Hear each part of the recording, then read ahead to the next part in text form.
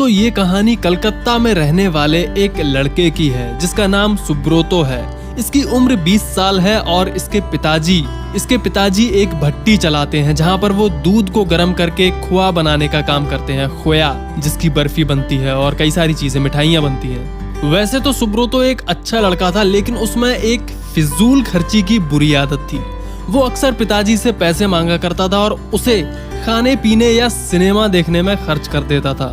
एक दिन पिताजी ने सुब्रोतो को बुलाया और बोले, देखो बेटा, अब तुम बड़े हो गए हो और तुम्हें अपनी जिम्मेदारियां समझनी चाहिए।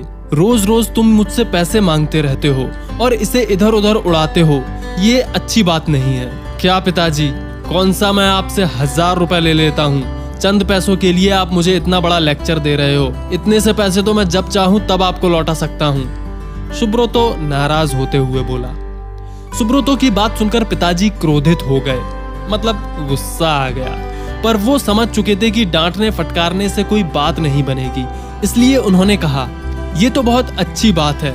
ऐसा करो कि तुम मुझे ज्यादा नहीं, बस 1 रुपया रोज लाकर दे दो। हाँ, ये बात काफी पुरानी है, जिस समय 1 रुपए की वैल्यू बहुत ज्यादा होती थी, तकरीबन आज से 50 साल पहले। ओके। सुब्रोतो मुस्कुराया और खुद को जीता हुआ महसूस करके वहां से चला गया। अगले दिन सुब्रोतो जब शाम को पिताजी के पास पहुंचा तो वे उसे देखते ही बोले, बेटा लाओ मेरा 1 रुपया। उनकी बात सुनकर सुब्रोतो जरा घबराया और जल्दी से अपनी दादी माँ से 1 रुपया लेकर लौट आया। लीजिए पिताजी, ले आया मैं आपका 1 रुपया। और ऐसा कहते हुए उसने सिक्का पिताजी के हाथ में थमा दिया। उसे लेते ही पिताजी ने सिक्का भट्टी में फेंक दिया। ये आपने ऐसा क्यों किया? सुब्रोतो ने हैरानी से पूछा। पिताजी कुछ नहीं बोले। सुब्रोतो ने भी ज्यादा बहस नहीं की और वहां से चुपचाप चला गया। अगले दिन पिताजी ने उससे 1 रुपया मांगा तो उसने अपनी माँ से पैसे मांग कर दे दिए। कई दिनों तक यही सिलसिला चलता रहा। वो रोज किसी दोस्त यार संबंधी से पैसे लेकर पिताजी को दे देता और वो उसे भट्टी में फेंक देते। फिर एक दिन ऐसा आया जब हर कोई उसे पैसे देने से मना करने लगा। सुब्रोतो को चिंता होने लगी कि अब वो पिताजी को 1 रुपया कहां से लाकर देगा। शाम होने वाली थी, उसे कुछ समझ नहीं आ रहा था कि वो करे तो करे क्या। 1 रुपया भी ना दे पाने की शर्मिंदगी वो उठाना नहीं चाहता था।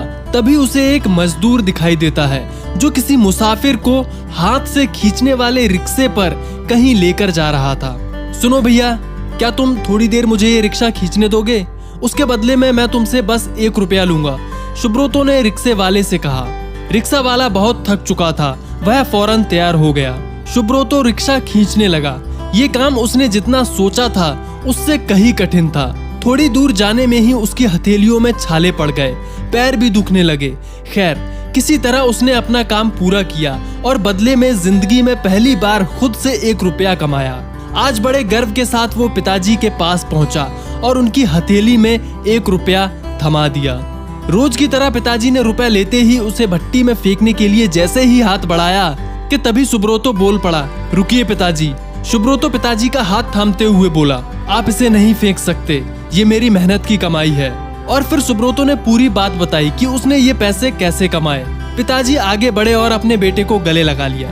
देखो बेटा, इतने दिनों से मैं सिक्के आग की भट्टी में फेंक रहा था, लेकिन तुमने मुझे एक बार भी नहीं रोका। पर आज जब तुमने अपनी मेहनत की कमाई को आग में जाते हुए देखा तो एकदम से घबरा गए।